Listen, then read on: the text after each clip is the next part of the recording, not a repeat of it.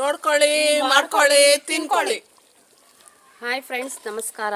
ನಾನು ಸುಮಾ. ಇವತ್ತಿನ ವಿಡಿಯೋದಲ್ಲಿ ಅವರೆಕಾಳಿನ ಹುಳಿ ಮಾಡ್ತಾಯಿದ್ದೀವಿ. ತುಂಬಾ ಚೆನ್ನಾಗಿರುತ್ತೆ, ಟೇಸ್ಟಿಯಾಗೂ ಸಹ ಇರುತ್ತೆ, ಸುಲಭವಾಗಿ ಸಹ ಮಾಡ್ಕೋಬೋದು. ಹಳ್ಳಿ ಶೈಲಿಯಲ್ಲಿ ಮಾಡ್ತಾಯಿದ್ದೀವಿ ಫ್ರೆಂಡ್ಸ್. ಹಾಗೆ ಒಂದು ಲೈಕ್ ಮಾಡಿ, ಕಾಮೆಂಟ್ ಮಾಡಿ, ಶೇರ್ ಮಾಡಿ, ಸಪೋರ್ಟ್ ಮಾಡಿ, ಸಬ್ಸ್ಕ್ರೈಬ್ ಮಾಡ್ಕೊಳ್ಳಿ friends. Welcome to your channel Chikkaballapur kitchen.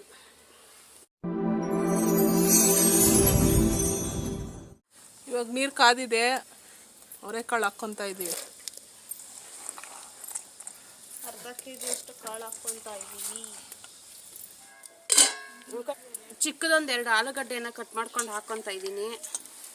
ಒಂದು ಚಿಕ್ಕದು ಈರುಳ್ಳಿ ಕಟ್ ಮಾಡಿ ಹಾಕ್ಕೊತಾ ಇದ್ದೀವಿ. ಆಮೇಲೆ ಒಂದು ಸ್ವಲ್ಪ ಈರುಳ್ಳಿ ಸುಡೋಕೆ ಹಾಕ್ಕೊತೀವಿ ಒಲೆಯಲ್ಲಿ.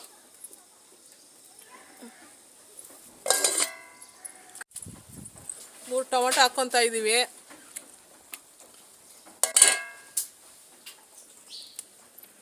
ನೋಡಿ, ಕಾಳು ಬೆಂದಿದೆ. ಇವಾಗ ಬೆಂದಿದೆ, ರುಬ್ಬಕ್ಕೆ ಎತ್ಕೊತಾ ಇದ್ದೀವಿ. ಇವಾಗ ಒಂದು ಸೌಟಷ್ಟು ಕಾಳು ಎತ್ಕೊಳ್ತಾ ಇದೀವಿ ರುಬ್ಕೊಳ್ಳೋಕ್ಕೆ.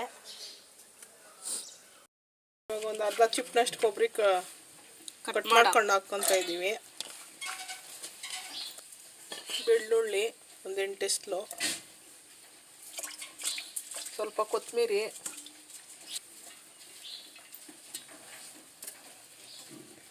ಸುಟ್ಕೊಂಡಿರೋಂಥ ಈರುಳ್ಳಿ ಹಾಕ್ಕೊತಾ ಇದ್ದೀವಿ.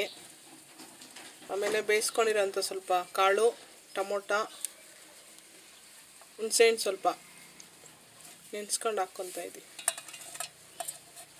ನಿಲ್ಲಿಸ್ಕೊಂಡು ಹಾಕೋದ್ರಿಂದ ಬೇಗ ನುಣ್ಣಗಾಗುತ್ತೆ. ಸಾಂಬಾರು ಪುಡಿ ಹಾಕ್ಕೊತಾ ಇದ್ದೀವಿ. ಮನೆಯಲ್ಲಿ ಮಾಡಿರುವಂತಹ ಸಾಂಬಾರು ಪುಡಿಯನ್ನು ನಾವು ಹಾಕ್ಕೊಳ್ತಾ ಇದ್ದೀವಿ. 3 ಚಮಚದಷ್ಟು.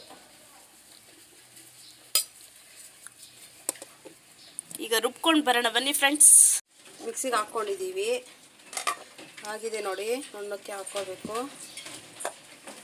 ಬದನೆಕಾಯಿ ಹಾಕ್ಕೊತಾ ಇದ್ದೀವಿ. ನೋಡಿ, ರುಬ್ಬಿರೋಂಥ ಮಸಾಲೆನ ಹಾಕ್ಕೊತಾ ಇದ್ದೀವಿ. ಇವಾಗ ಹುಳಿ ಸಾರಿಗೆ ಬದನೆಕಾಯಿ ಹಾಕಿದ್ರೇ ಚೆನ್ನಾಗಿರೋದು. ರುಬ್ಬಿರುವಂಥ ಖಾರ ಹಾಕ್ತಾ ಇದ್ದೀವಿ. ಜಾರ್ ತೊಳ್ಕೊಂಡು ನೀರು ಹಾಕ್ಕೊತಾ ಇದ್ದೀವಿ. ಹಾಕ್ಕೊಳ್ತೀನಿ, ಚೆನ್ನಾಗಿರುತ್ತೆ. ಕಾಳು ಸಾರು ಹಳ್ಳಿ ಸ್ಟೈಲಲ್ಲಿ ಮಾಡ್ತಾ ಇದ್ದೀವಿ ನಾವು.